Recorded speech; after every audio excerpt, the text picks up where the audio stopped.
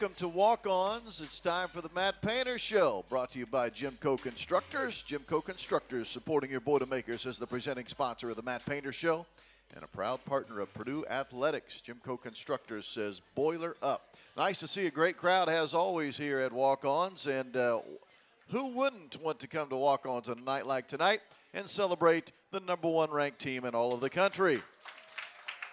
I know it's old news by now, but earlier today you should have seen that the Purdue Boilermakers have returned to their rightful spot atop the college basketball top 25, ranked by the Associated Press as #1 earlier this afternoon. And I suppose we should have expected it. Why not, after what Purdue did in the Maui Invitational, played in Honolulu last week, knocking off number 11, then number 7, then number 4 en route to winning the Maui Invitational. First time ever Purdue has won the Maui Invite. Zach Edey named the most valuable player in the Maui Invitational, and Braden Smith also made the all-tournament team. It was quite a week, certainly to say the least. And speaking of weeks, we're sorry we haven't had a chance to speak in the last 2 weeks, obviously in Honolulu last week, so we had to push the show back an extra week. By the way, tonight, Coach Brantley joins me. He's filling in for Coach Painter. We're going to talk to Coach Brantley about the early season success for Purdue. Also, we'll look ahead to that Big Ten schedule because, ready or not, here we go. The Big Ten schedule actually starts on Friday. Purdue will be at Northwestern for the Big Ten opener. Still some work to do before then. Tomorrow night, Texas Southern at Mackey Arena to play Purdue in a non-conference matchup. That is an 8:30 tip-off, by the way, fans, tomorrow night. 8:30, late night for Purdue and Texas Southern. So we have a lot of things to cover with Coach Brantley. We'll look back to the week that was, the success Purdue had, and we'll also look ahead to what's coming up here on this Purdue schedule here in, again, what's about to be the bulk of the Big Ten schedule. With all of that said, please know this. Thank you if you found us tonight on Facebook, on YouTube, or maybe the Twitter X page. Also, thanks if you're listening on the Varsity Network app, or maybe you're just checking us out the old-fashioned way on the radio. However you have found us, we thank you for that, and we look forward to talking to Coach Brantley. And, man, do we have a lot to talk about. So that means time for me to be quiet. Let's take a break. Coach Brantley joins me when we come back. This is the Matt Painter Show, presented by GEMCO on the Purdue Global Sports Network. This is Boilermaker basketball from Learfield. Nembhard from the free throw line follows up his own miss, but it comes to Jones. Again, a 2-on-1. And again, Jones will finish. It's a one-point game. Edey was trying to shield off the defender, but Lance Jones, the transfer from Southern Illinois, just went right into the body of Ike. Ike tapped it away. That ball's still live. But now it's a 5-on-4 for Purdue. Jones open. And buries it. Gonzaga has made Purdue into individual playmakers. They don't have a ton of assists now. They've missed some shots. And those are the easy ones. And I can say, you know, Zach Edey's in there, right? Looks great in the huddle. 7'4", 290. What a feed from Smith to Heidi, who just snuck in from the defense was too high.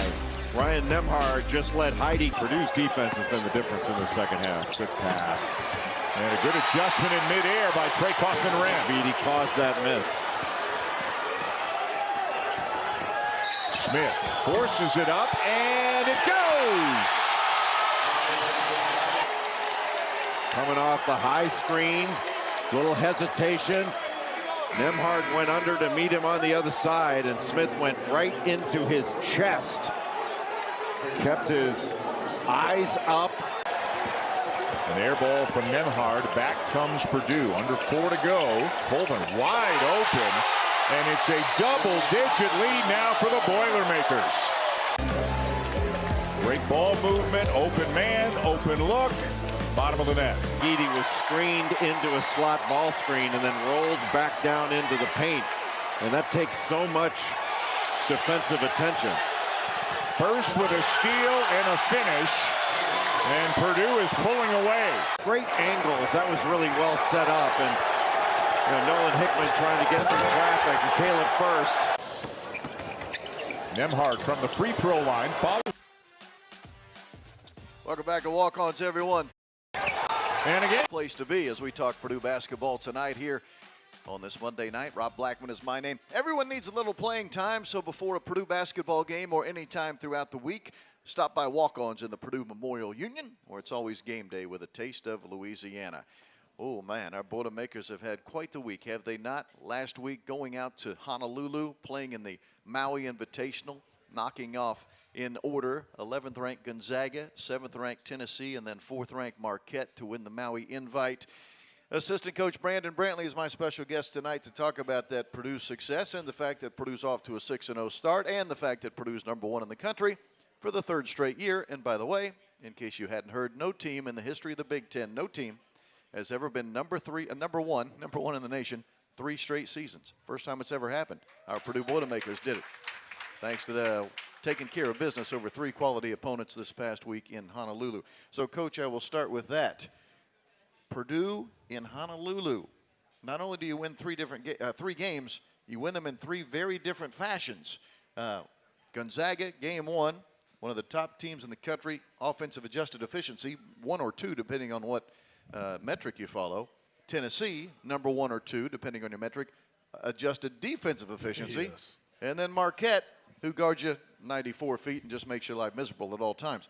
3 wins in 3 very different fashions. I would assume that was very pleasing to the coaching staff. Yeah, but you know, the one thing about it, we were so excited because we went out there and we won games against 3 high-quality opponents. Yeah. And we got back to a film session yesterday, and Coach tore into those guys because he, Coach, his eyes are different from our eyes, and so he's like, "Have you guys watched these games yet?" And I said, "Yeah, a little bit, because we're trying to get ready for Texas Southern." And he was like, "Man, I took some notes," and you can tell when something is, something's burning them. And we got in that film session, and he tore into those guys because there's too many mistakes on the defensive end, and so he's just like, "Hey, man, like if we want to get to where we want to go, we got to clean this up." So the guys kind of walked out there like, "Did we win these games or did we lose them?" Yeah. But well, I guess that is the job of the head coach, to keep your ball club on edge. But I think it also reiterates the fact that while your team was awfully good, at least to the untrained eye like myself and the rest of the fans, from a coaching standpoint, there sounds like there are a lot of things that still need to be cleaned up. What specific issues do you find yourself saying, this is where we have to get better if we really want to have a special season? the one thing is, and a credit to guys because they've listened to what we preached in the off season, and we wanted to be better defensively.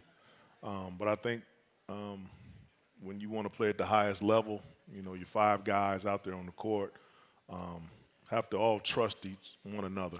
Mm-hmm. Got to be connected. Everybody's on the same string, and so we have some guys that kind of miss some assignments out there, and some little things. But in the end, little things add up. Pennies turn into nickels, nickels turn into dimes, and so we're trying to get all of that cleaned up right now, as most teams in the country are at this point. I don't think anybody's playing their best basketball, but we definitely don't want to peak in December. We want to continue to grow until we get into March.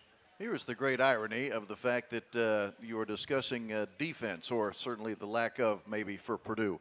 Here are the hard numbers, Coach, and you can argue back and forth here.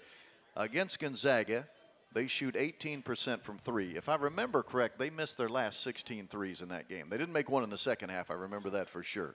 Against Tennessee, the Volunteers shot 27% from 3. Against Marquette, they shot 29% from 3. Yet defense is a concern. Help me understand that. Because to me, if you just look at the numbers, it looks like pretty good defense to me. I think it was a big emphasis maybe a couple years ago when Coach Lusk got here, and we talked about we were so bad at giving up threes. And if you're in our locker room, if you're in the office, you'll hear this phrase quite a bit, like threes will kill you.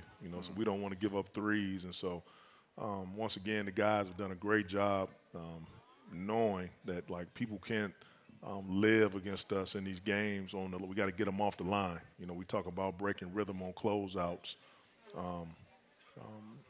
Depending on what type of coverage we're going to use against somebody in ball screens, but we definitely don't want to eat those threes. And so we did a good job of protecting the line. I think a big emphasis for us is protecting the paint. We want to get guys into tough twos, tough pull-ups, runners, floaters, but we definitely want to do a better job of keeping those guys out of the paint. And it's not always about points in the paint, right? It's just keeping the ball out of the paint, because once it gets there, normally good things will happen for the offense. It might not be a bucket in the paint, but because the ball ended up there, something good's going to happen. Yeah, it'll force your defense to collapse, and that's when you start seeing those kick-out threes, and you know, guys are getting into rotations, and you know, we got a guy on the court that's 7'4", 305 pounds, 310, whatever he is. He got back from Honolulu, so I don't know what his weight is right now. He might be about 310 now. But he's a big guy, and so you know, you got a guy like that you know, in your lineup, man. You definitely want to keep him out of rotations. So. And keep him out of foul trouble. The one thing I found most interesting about the win over Tennessee, that was the first time, and if I'm wrong here, but please help me remember, but to my recollection, that's the first time Zach's ever been in foul trouble in a game that I could remember. Now, I know the Arkansas game he fouled out, but that was an exhibition, so that doesn't count. But that Tennessee game, he was in foul trouble, played 26 minutes or so. I mean, he still had a monster game, 23 and 10. But to find a way to win with Zach in foul trouble, that to me was encouraging, because we so rarely see that. You know, I think that was we went over to Europe in the summertime, and Zach was with the Canadian team. Right. And so it gave us a chance to be able to play without him. Because there could come a night where, you know, he has an injury or you know, he was in foul trouble this game. And so I think we got a deep bench. I think a bunch of guys are ready whenever their name is called. And so we talked about, after we beat Gonzaga, the emphasis in the locker room, in the film room, was the physicality that we were going to see versus Tennessee. So the guys knew it was going to be extremely physical. So I think we did a great job of matching that physicality. But you know, in games like that, they're going to call fouls. Like it's just brutal, you know. And so he got called for some fouls. And credit to Caleb First, Trey Kaufman, Mason, a lot of those guys. Fletch did a great job of hitting guys on box outs. So Zach was called for 4 fouls. I have it in front of me here. The opposition fouling Zach, they were called for 9 fouls on Zach specifically. Probably could have been called for 19, but that's a discussion for another day. We'll speak more with Coach Brantley on the other side of this break. This is the Matt Painter Show, presented by GEMCO on the Purdue Global Sports Network. This is Boilermaker basketball from Learfield. If you watch Tennessee, you know they can really guard. They were #1 in the country per KenPom in adjusted defensive efficiency a year ago. Lawyer inside for Edey. He gets swarmed immediately. Lawyer with a runner, and it'll go. Mason Gillis can't get the shot off. Shot clock's running down. Good if it goes, and it goes for Fletcher Lawyer, who's off to a really good start today. You have to take advantage of what they're giving us, and also defensively keep Dalton Connect off the floor. He gave me a look and he said, because he's really good. He is really good. Just missed a shot he normally makes. He's difficult to deal with defensively, and he's made it really hard on Braden Smith. Boy, tough to deal with Edey when good physical battle. Kaufman-Renn over James. Edey with a weak side rebound. Go back up. And one. Their help defense has been excellent. Jones for 3. And boy, did they get a big shot there. That extends the lead to 8. Which is by Tennessee. Hey. Jones into Edey for the slam. Boy, what a fake side to Edey. That play will work. Over 4.5 out of 5 on a lot of these inbound plays. Another tough catch. Kaufman-Renn from first. Again, it's a 1-point game. What a difference he makes. Lawyer, left hand, finishes. Yeah, that quick attack.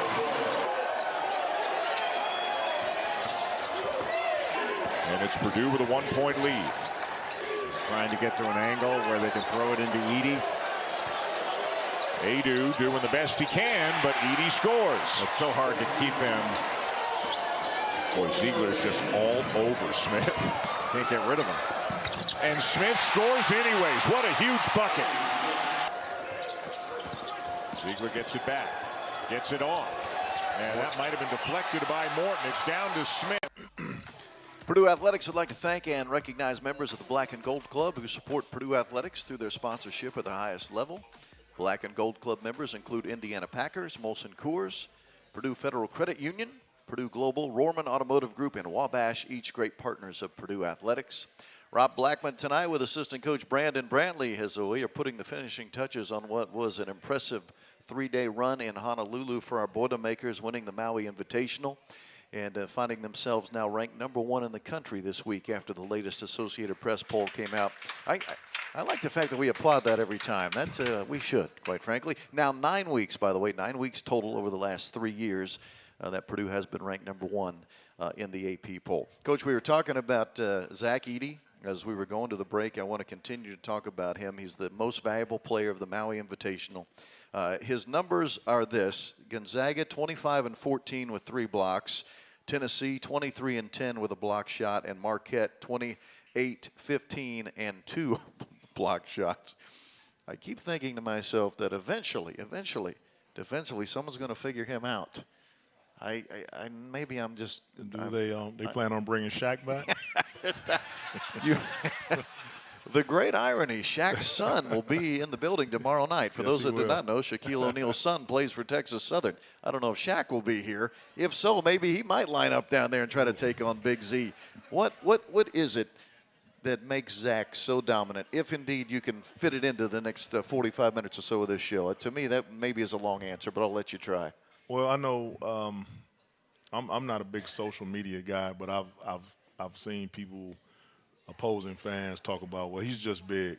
And I'm like, he is big. I'm not going to argue that, but I think he's got an incredible will, because you see big guys sometimes, and the game is definitely evolved. It's faster.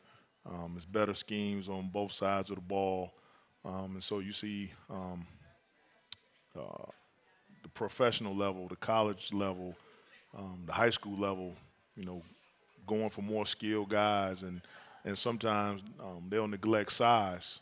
And so to see a guy like, he is a large human being, but I think he moves very well to be that size. Sure. You hear about big guys only being able to rebound their area, and to be 7'4", 300+ pounds, he'll get outside of his area and go after some balls. Very durable. He changes ends. Yeah. I don't think people understand like the physicality and the fouling that he goes up against every game, and doesn't complain a lot. He just keeps going. So his will is incredible. Obviously he's got a great work ethic, but. I remember when he first got here, and never in my wildest dreams did I think like man, this guy, he could end up being a 2-time National Player of the Year. Yeah. So, I remember that first game. It was down in Florida. Destin, right? Yep, Destin. I remember. No, we were in Melbourne. Remember, Melbourne. They moved the tournament and called it the Space Coast Challenge, I think.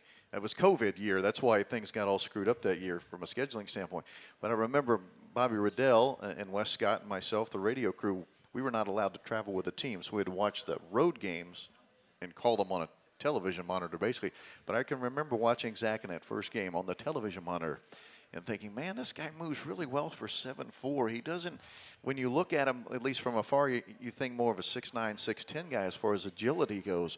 But as you said, the fact he moves as well as he does at that size, that is a major rarity, is it not? Yes, and he's extremely strong. So, sometimes I jump in practice, and I started doing that a few years ago. Well, actually, when I first got there with A.J. Hammonds, and just jump in, and I call it sparring with those guys, just getting them going. And Zach, I sit behind a desk, man. Don't hit me that hard. Like, you're gonna send me home in a wheelchair, man.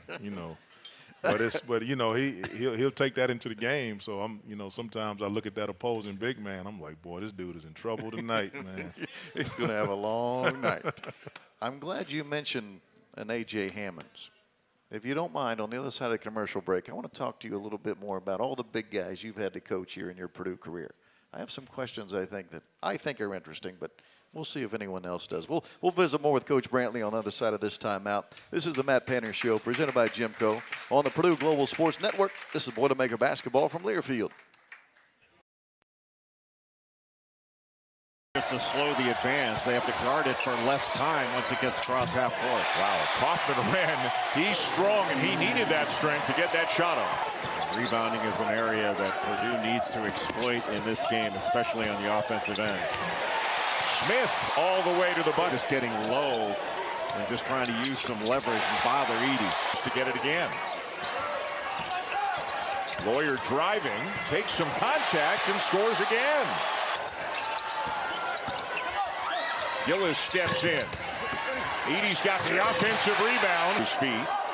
First the kick, Morton the extra pass. Everybody gets a touch, and Smith. Stevie Mitchell on the drive, slithering through, but a block from behind by Edey. Ross spinning on Lawyer. Now Sean Jones. Lost it on the way up, and Edey's got it. Purdue has done a great job of keeping Marquette from getting open threes. Bounce pass into Edey for the flush. Look, makes them both. 2.5 seconds.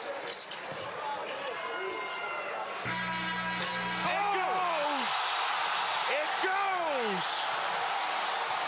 Unbelievable shot for Lance Jones. That's a dangerous pass. Purdue fortunate to retain possession, and then Smith buries the. And Lance Jones lost the ball, led to an easy bucket for Marquette. Every catch now extended. Lawyer blocked by, or goal looked like he might have gotten a piece of it. He draws a crowd, doesn't he? Yep. Then they force him to give it up. Lawyer right back into him.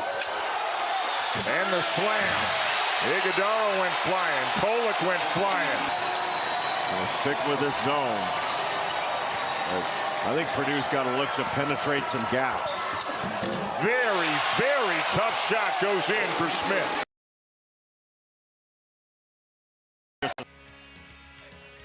Welcome back to the Matt Painter Show, presented by GEMCO. Live tonight at Walk-Ons here in the Purdue Memorial Union, where it's always game day with a taste of Louisiana.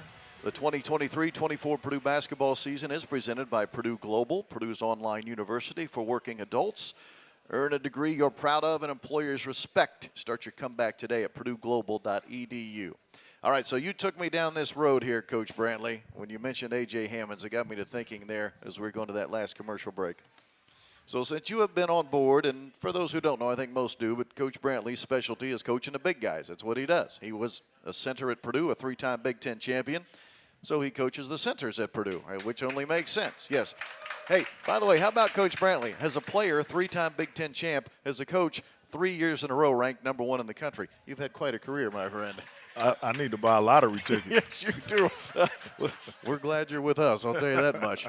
So A.J. Hammonds would have been your first big guy, right, that you would have coached when you came to Purdue as an assistant.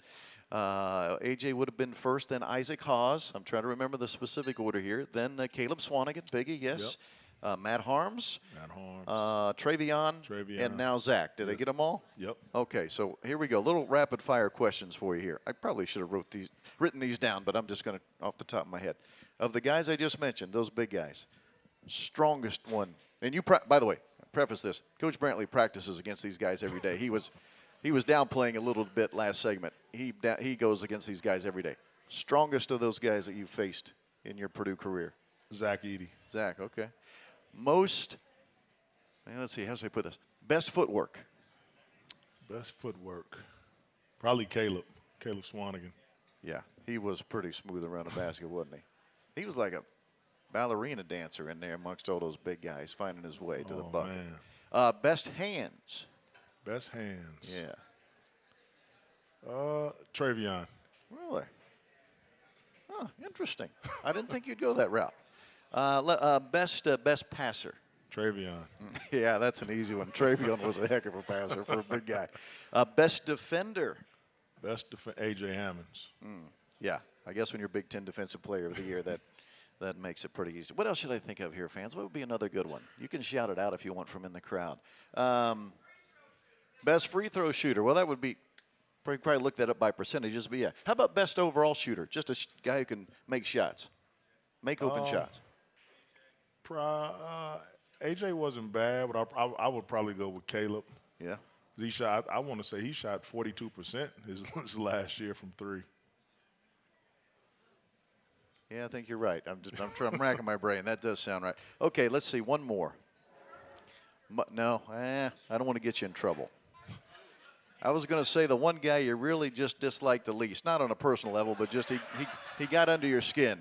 But I won't do that because I don't want to throw anyone under the bus. The guy you enjoyed the most working with, like every day when you show up to practice, like, man, I can't wait to work with this guy. I love working with this guy. I think all of them. I knew you were going to say that. Everybody was. I knew he'd go politically correct. Well done, Coach Brantley. Everybody was different in their own way. But, you know, as a coach, that's what you sign up for. So it's going to be some guys where, okay, I got to do a little work. I got to, you know, try and reach this guy. Yeah. And then there's going to be some guys that, you know, they're just like when Biggie got there, I mean, he was like pretty much a ready-made guy. Like, yeah. You know, you really didn't have to tell him a whole lot. You know, he worked really hard.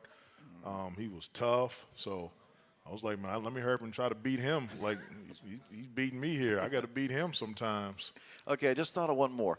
The one guy that from start to finish, from he started his career, showed up as a freshman to the time he left, and whether he left early for professional basketball or stayed the whole time, that you felt really went or came the farthest. Like when he showed up, you're like, yeah, this guy might end up being okay, but by the time he graduated, you're like, man, he ended up being a great player. Zach. Yeah, yeah. I guess when they're recruiting, the number by them in a recruiting list is 400-something, and they end up being the National Player of the Year. It's hard, though, because I want to say his senior year, he only played 3 minutes a game. Yeah, so right. I don't know where you rank somebody that plays 3 minutes a game. Yes, and the fact that you think about that.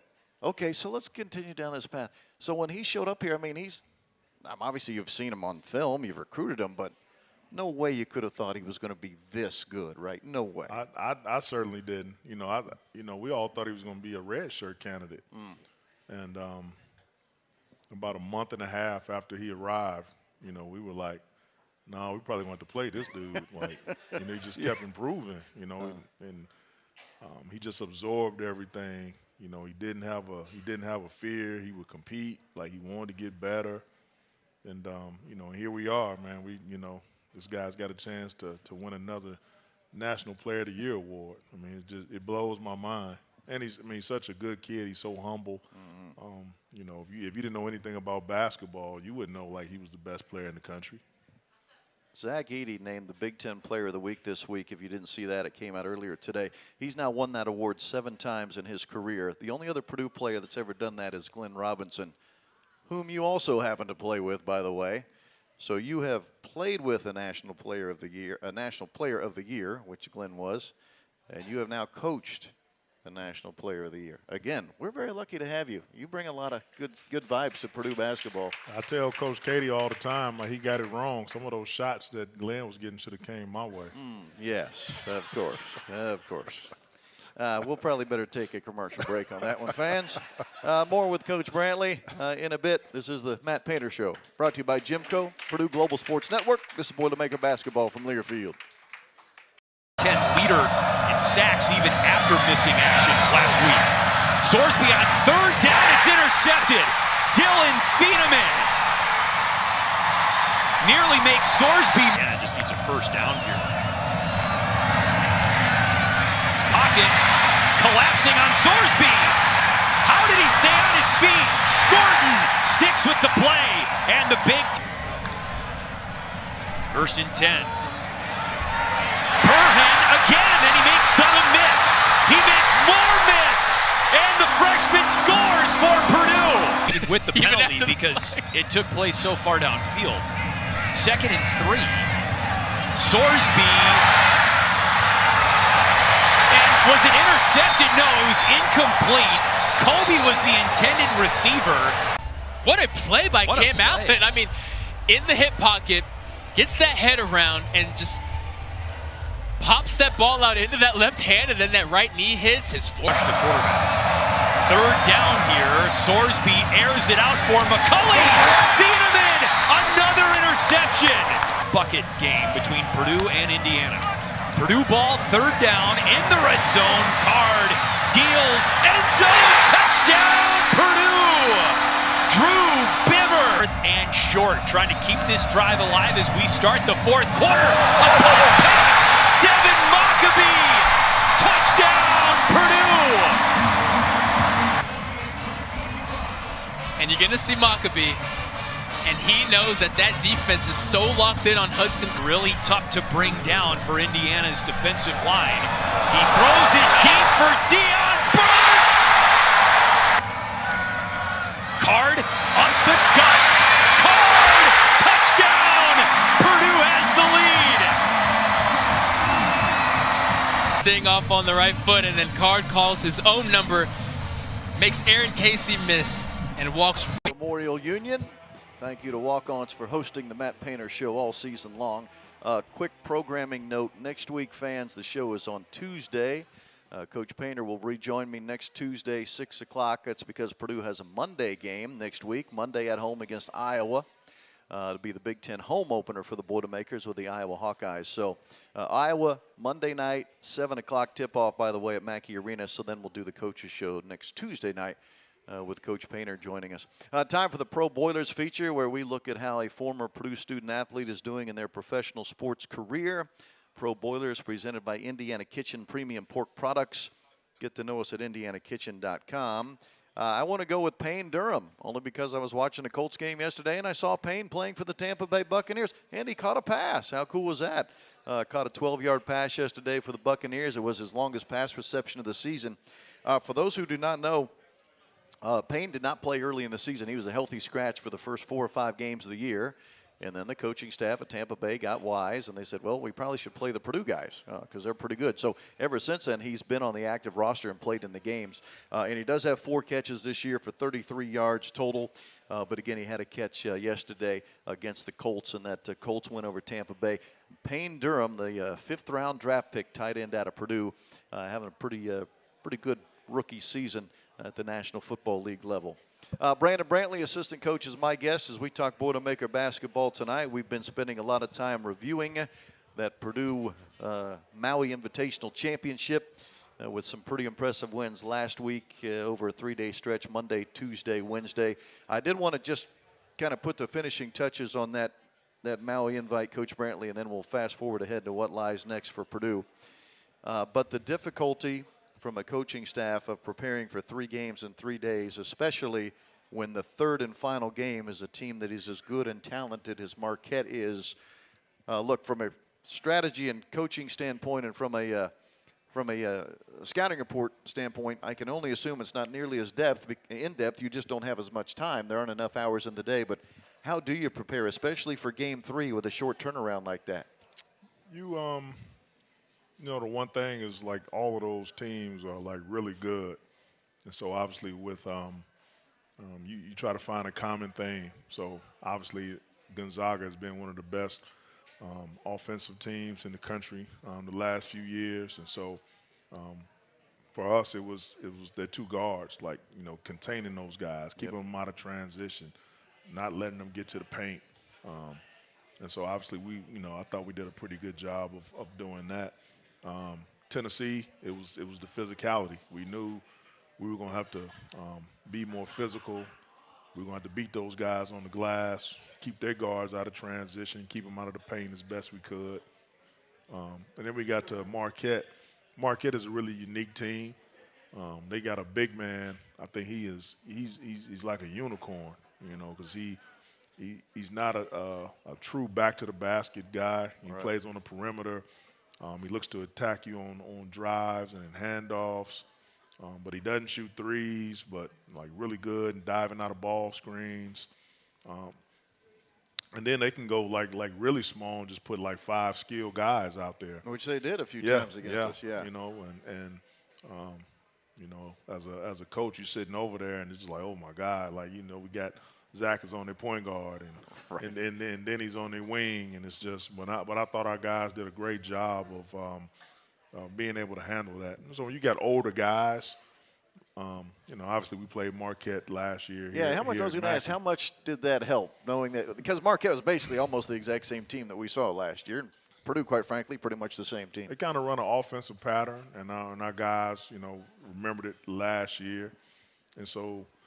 We talked about how we were going to have to communicate because they like to slip a lot of ball screens. It's going to be a lot of dives.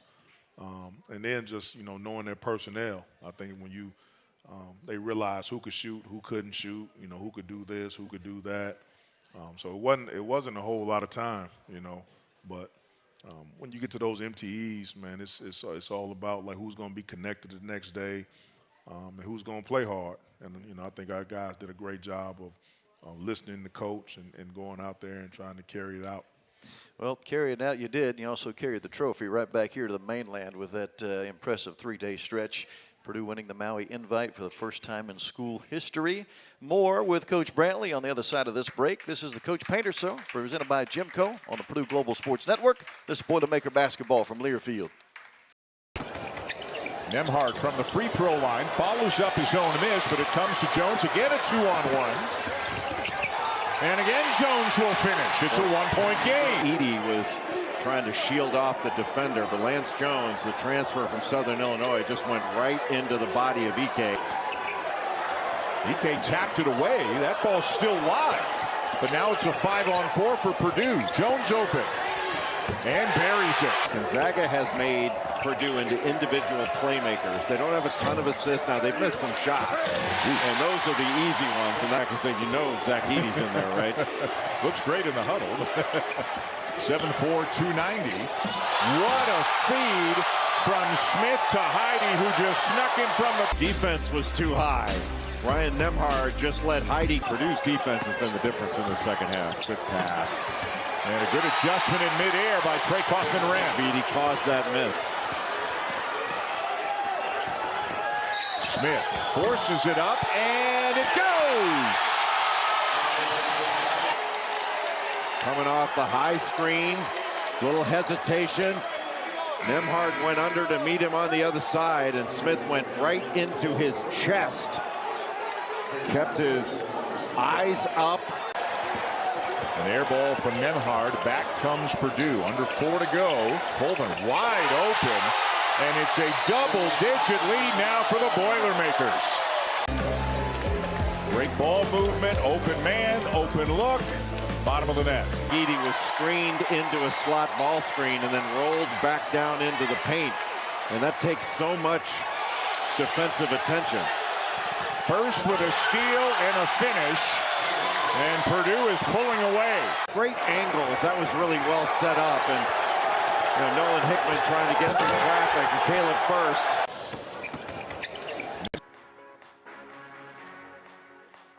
Welcome back to the Coach Painter Show, live tonight at Walk-Ons. Everyone needs a little playing time, so before a Purdue basketball game or any time throughout the week, stop by Walk-Ons here in the Purdue Memorial Union, where it's always game day with a taste of Louisiana. Before we go further talking Purdue basketball, a quick shout out to Dave Shondell and our volleyball Boilermakers, a number 3 seed for the NCAA volleyball tournament. So they'll play Thursday night at Holloway Gymnasium, fans. Thursday night, 7 p.m., playing Fairfield at Holloway. And if Purdue were to win, then they'll turn around Saturday and play for the chance to go to the Sweet 16. So I don't know the ticket count. I apologize for that. I think tickets went on sale at 10 o'clock today, I think. So I don't know if there are any left or not. But what, are people yelling at me? I can't tell. From the crowd? Say again? Sold out in 3 minutes. Oh, sold out in 3 minutes. Holy mackerel, really? Wow, congratulations. Dave Shondell and the volleyball Boilermakers. So scratch that part about tickets maybe possibly being available. They are not. Those things are long gone. Man, well, Holloway will be rocking in Thursday night, 7 o'clock against Fairfield for the Boilermakers, who, by the way, are ranked 12th in this week's volleyball poll. Okay, so we have folks checking in today via YouTube or the Facebook or Twitter. They're checking us out today from Orlando, Florida, and Austin, Texas. Also watching in from Warsaw, Indiana. And Coach Brantley, we do have a question that has been sent in via the, I think Facebook it is, from Ryan. Wants to know how long you've been working on that beard. I'll tell you what, so I was, I tried to keep a clean face, and all of a sudden COVID hit, and so I think everybody that had no facial hair decided to grow a beard, and so of course, I grew mine. So it's always been gray, but I like most middle-aged men, I didn't want to see that gray. My mom said I looked like Papa Smurf, so And so I kept dying it, and so finally I said, you know what, I'm just going to embrace my gray. And so I walk into the office one morning, and Elliot Bloom calls me Lovey Smith. Man. Yeah, so. yes. For those listening on the radio, I guess we should give you the visual. If you are familiar with former Bears head coach Lovey Smith, it is very Lovey Smith-like. Maybe trimmed down a little bit. But, yeah, that's a good look. Coach Brantley, I think you – now, you said you grew that thing out during COVID. Is there any thoughts of ever getting rid of it? You're just happy with it? You're just going to roll with it now for a while? I'm keeping it because I told Coach Paint the other day, I said, I saw an old picture of myself without the beard, and I said, I look like a goober. So Jaden came back last year, and I cut it because I said, I'm going to go back to my clean face. And he told me I look like Steve Harvey. So I said, I'm definitely keeping this thing. You have all kinds of lookalikes, apparently. More with Coach Brantley in a moment. I do want to talk about the upcoming schedule. I promise we'll do that with Coach on the other side of the break. This is the Matt Painter Show, brought to you by GEMCO on the Purdue Global Sports Network. This is Boilermaker basketball from Learfield. If you watch Tennessee, you know they can really guard. They were #1 in the country per KenPom in adjusted defensive efficiency a year ago. Lawyer inside for Edey. He gets swarmed immediately. Lawyer with a runner, and it'll go. Mason Gillis can't get the shot off. Shot clock's running down. Good if it goes, and it goes for Fletcher Lawyer, who's off to a really good start today. You have to take advantage of what they're giving us and also defensively keep Dalton Connect off the floor. He gave me a look and he said, because he's really good. He is really good. Just missed a shot he normally makes. He's difficult to deal with defensively, and he's made it really hard on Braden Smith. Boy, tough to deal with Edey when good physical battle. Kaufman-Renn over James. Edey with a weak side rebound. Go back up. And one. Their help defense has been excellent. Jones for 3. And boy, did they get a big shot there. That extends the lead to 8. Which is by Tennessee. Hey. Jones into Edey for the slam. Boy, what a fake side to Edey. That play will work. Over 4.5 out of 5 on a lot of these inbounds plays. Another tough catch. Kaufman-Renn from first. Again, it's a 1-point game. What a difference he makes. Lawyer, left hand, finishes. Yeah, that quick attack.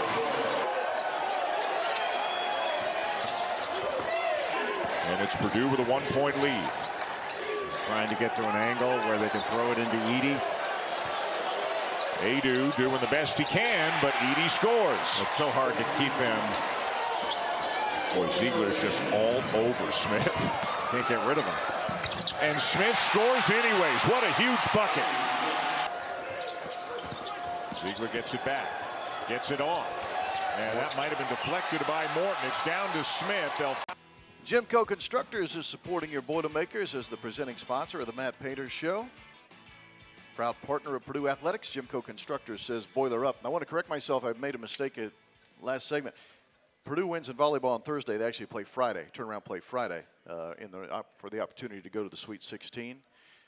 Eastern Illinois and Marquette are on the other side of the bracket, fans. So, again, Thursday night, 7 o'clock, opening round action for Purdue volleyball. Dave Shondell and the Boilermakers, who finished 3rd in the Big Ten standings this year. Not too shabby with a pretty young ball club. They're going to be good for a long time, I think. All right, Coach Brantley, let's talk about what is upcoming on the schedule. Texas Southern tomorrow. They are 0-6. Although I would caution fans, they made it to the NCAA tournament last year and started the season 1-7. So them getting off to bad starts is not necessarily something new for them. They do seem to play better as the season goes on. I know as a coach you're not allowed to look past the next game, but I'll somehow try to trick you into looking into Friday night's game, the Big Ten opener at Northwestern, 9 o'clock. Let me just say this. When it comes to Purdue Northwestern, we owe those guys from them getting us up there last year. Yes? Oh, absolutely. But it's Big Ten play. I think, you get to the conference schedule, you don't overlook anybody because, anybody can get beaten on any given night.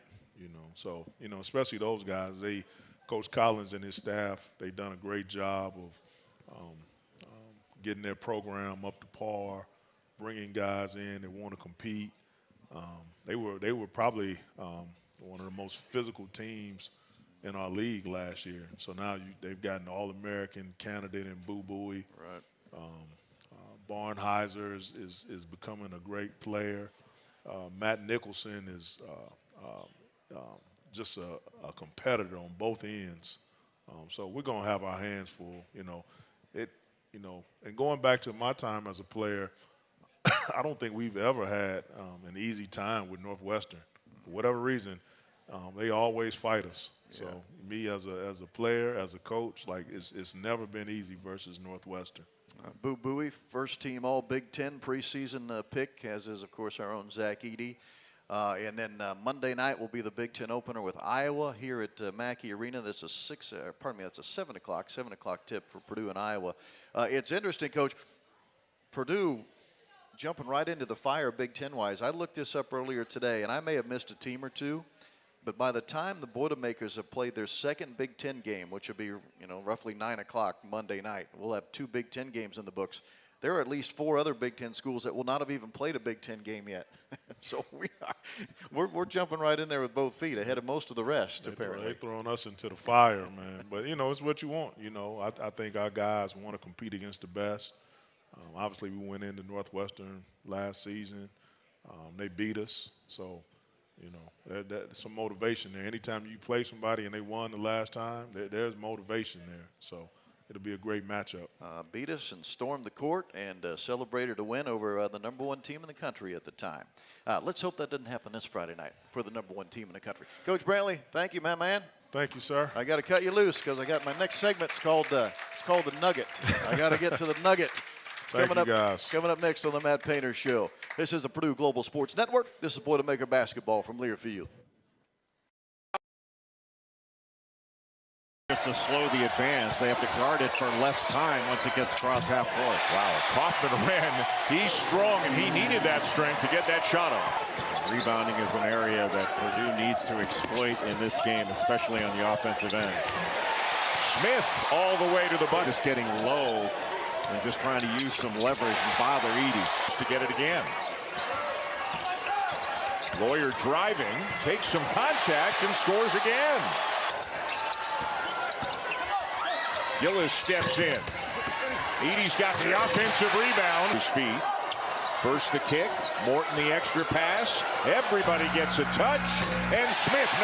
Stevie Mitchell on the drive. Slithering through, but a block from behind by Edey. Ross spinning on Lawyer. Now Sean Jones. Lost it on the way up, and Edey's got it. Purdue has done a great job of keeping Marquette from getting open threes. Bounce pass into Edey for the flush. Look, makes them both. 2.5 seconds.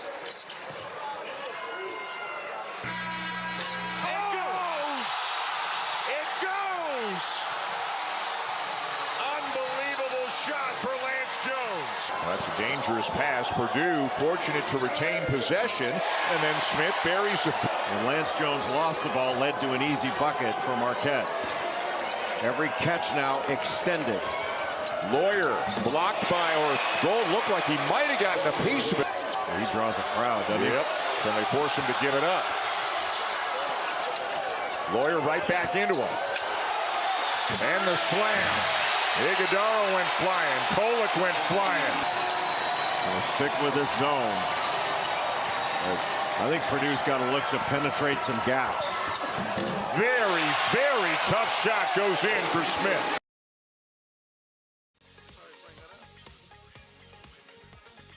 Final segment of the Matt Painter Show tonight, live from Walk-Ons here in the Purdue Memorial Union, brought to you as always by GEMCO Constructors. All right, here's a nugget for you. I was just thinking about this when we were in Honolulu last week, and I thought to myself, that would make for a great nugget, because the nugget is, of course, supposed to be something that you probably wouldn't know otherwise. So here you go. The last time Purdue played in Maui, if you remember, we won 2 games. Lost 1, won 2. For those that might remember the longtime Big Ten official Mike Sanzier. Remember that name, Mike Sanzier? He's no longer officiating, at least in the Big Ten. I think he's retired completely. But anyway, so Mike had officiated one of our games over in Maui, a game that we had won. And it was earlier in the day. We had played a game and had won, and Mike Sanzier was one of the officials. So later in the afternoon, on just the perfect Hawaiian day, sun shining, breeze coming off the water, just a perfect day. Larry Clisby, my longtime broadcast partner, may he rest in peace. Cliz and I are walking the streets of Lahaina. Lahaina is the small town that ultimately hosts the Maui Invitational, quite frankly. Small, quaint little village, probably more of a village than a town. Just a great little place to be. Again, perfect Hawaiian day. Cliz and I are walking along the street there, just enjoying the sunshine. And we look across the street, and in Lahaina, by the way, the streets are very narrow, hardly enough room for 2 cars to pass. So it's not very far across the other side of the street. And there is Mike Sanzier. Mike just across the street from us. Mike was with his wife. I assume it was his wife. Certainly, I can only guess, I suppose.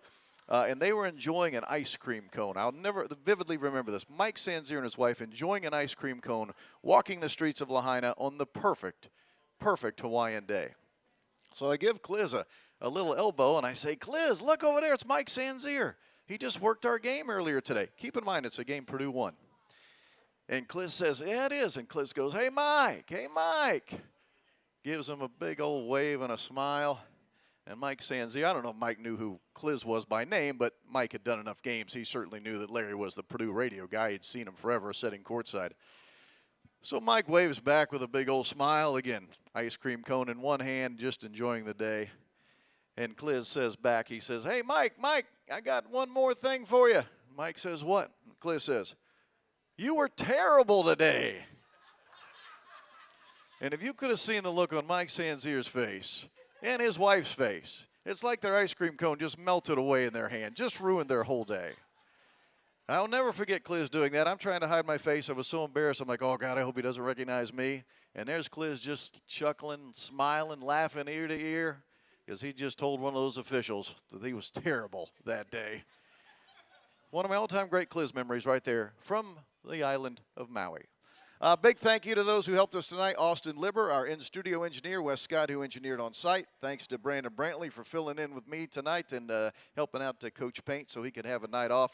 Coach Painter rejoins me next Tuesday. We'll be right back here Tuesday night, 6 o'clock, right here at Walk-Ons when we talk to Coach Painter and Purdue basketball. The schedule for today, or for this week, I beg your pardon. Don't forget now, it gets pretty busy here.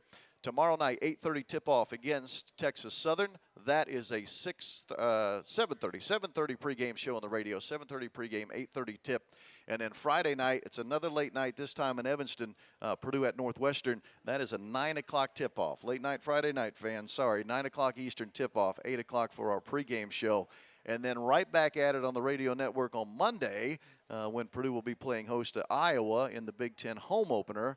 And that will be at 7 o'clock Monday, 6 o'clock pregame show. Those are a lot of numbers to remember. So anyway, hopefully you maybe, if you remember one, remember the one that's tomorrow night, the 8:30 tip-off with Purdue taking on Texas Southern. Am I running late on the segment here? It feels like the show should be over by now. Yes. Well, with that, I don't hear the bumper music. Hopefully I'm still on the radio. I'm not quite certain. If not, I'll talk to you guys tomorrow night at Mackey Arena. Have a great night, everyone.